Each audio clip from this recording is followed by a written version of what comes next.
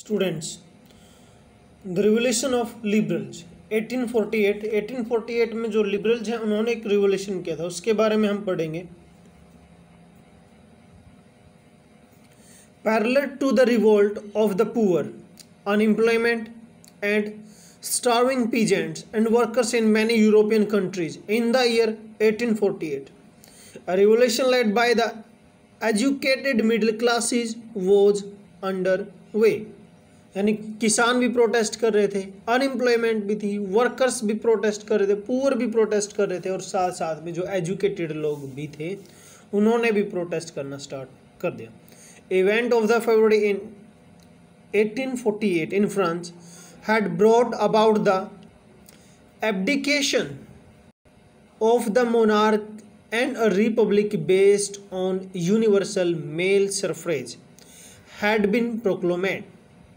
जो किंग था उसने अपने पद को त्याग दिया और वहाँ पे जो मेल सफरेज यानी केवल पुरुषों को राइट टू वोट वहाँ दे दिया गया। In other part of the Europe were independent nation state did not yet exist. अभी तक जो है ये स्टेट्स नहीं बने थे, एग्जिट्स नहीं करते थे।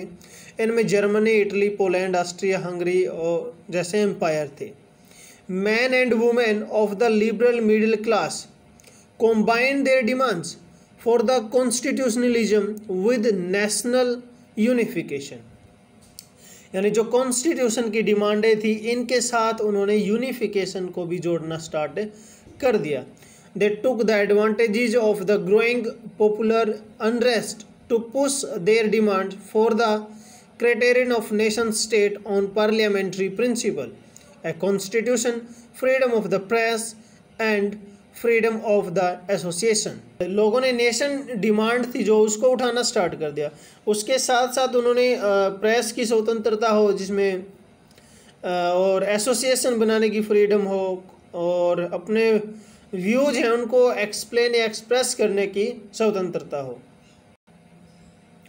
इन द जर्मनी और German region a large number of political association whose members were middle class, professional, businessmen and prosperous artisans come together in the city of Frankfurt and decided to vote for all German nation assembly. यानी Germany के जो लोग थे, राजनीतिक संगठन थे, Frankfurt शहर में एक मीटिंग बुलाई गई और जर्मन नेशन असेंबली के फेवर में उन्होंने जो है वोट करने का डिसीजन लिया। National assembly on 18 May 1848 131 elected representative marched in a festive procession to take their place in the Frankfurt Parliament convented in the Church of the St. Paul. तो जो इलेक्टेड मेंबर थे German assembly के वो 831 हैं और वो अपने केवल एक झलूस जैसे निकालते हैं, रैली जैसे निकालते हैं। उस तरीके से जो सेंट पॉल चर्च था वहाँ पर अपना स्थान ग्रहण करने के लिए चल दिए। They drafted a constitution for the Greek nation to be headed by a monarch subject to the parliament. अब जो है ड्राफ्ट जो तैयार किया गया, ऐसा ड्राफ्ट तैयार किया गया जो राजा होगा वो इलेक्टेड मेंबर्स के अंडर होगा, जो पार्लियामेंट के मेंबर हैं उनके अंडर होगा।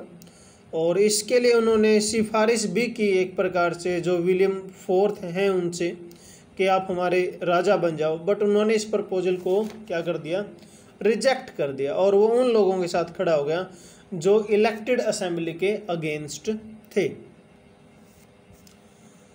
With the opposition of the aristocracy and the military became stronger, the social basis of parliament eroded. यानी जो कुलीन वर्ग है उन्होंने विरोध कर ही दिया था और जो पार्लियामेंट्री गवर्नमेंट है उसका बेस कमज़ोर हो गया था। The parliament was dominated by the middle class who restricted to the demands of the worker artisan and consequently lost their support. इस तरीके से जो गवर्नमेंट थी उसने अपने प्रभाव को कम कर दिया। जो मिडिल क्लास फैमिलीज थी उन्होंने जो है अपना समर्थन या सपोर्ट वापस ले लिया था। बाद में जो मिडिल क्लास फैमिली थी उन्होंने लोगों की यानी पीजेंट्स या वर्कर्स की डिमांड को भी इग्नोर करना स्टार्ट कर दिया था। इस तरीके से लास्ट में जो है आर्मी को बुलाया जाता है और असेंबली को डिसबैंड या डिसमिस कर दिया जाता है। The issue of extending the political rights to women was controversial one within the liberal movement in which the large number of women had participated actively over the years। तो महिलाओं ने भी ज़बरदस्त जो है समर्थन दिया और मूवमेंट में उन्होंने भाग लिया उदारवादी आंदोलन में। In which large number of women had participated actively over the year. Women had formed their own political association, founded newspaper, taken a part in the political meetings and the demonstrations। अब महिलाओं ने अपने राजनीतिक club बनाने शुरू कर दिए, अखबार निकालने शुरू कर दिए और जो मीटिंग्स थी उसमें भी भाग लेना उन्होंने स्टार्ट कर दिया।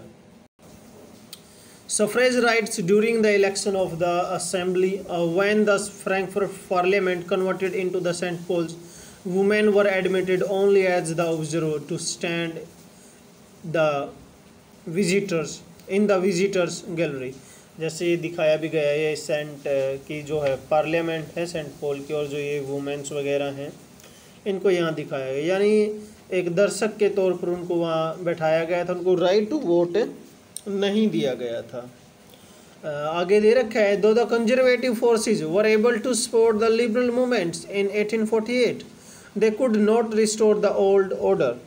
यानी जो कंजर्वेटिव ताकतें थी अब वो पहले की तरीके से तो वापस नहीं लौट सकती थी, जैसे कि राजा हो गया या फिर कलर्जी हो गए उस तरीके से। और वैसे भी जो किंग थे उनको ये बिल्कुल समझ में आ जाने लगा था कि जो लिबरल नेशनलिस्ट हैं या रिवोल्यूशनरी हैं उनको कुछ रियायतें दे के, उनको कुछ चीज़ें प्रोवाइड करवा के, कंसेशन दे के ही जो है इस जो एक प्रकार से प्रोटेस्ट था उसको क्या किया जा सकता, दबाया जा सकता था। In the year after 1848 the autocratic monarch of Central and the Eastern Europe began to introduce the changes that had already taken place in the Western place before 1815। जो किंग थे इस एरिया के उन्होंने चेंजेस जो है start कर दिए थे जो 1815 से पहले ही लिए जा चुके थे। The referendum and the bonded labor were abolished both in the Habsburg Dominion and in Russia। यानी एक प्रकार से बाउंड लेबर जब सफरेंडम था उसको जो है बैन कर दिया गया, रशिया वाला जो एरिया था हैब्सबर्ग का। The Habsburg ruler granted more autonomy to the Hungarians in 1867। तो जो हंगरियन है उनको ज़्यादा ऑटोनॉमी, ज़्यादा स्वतंत्रता उन्होंने दी है। Students, it was all over about the revolution of liberals.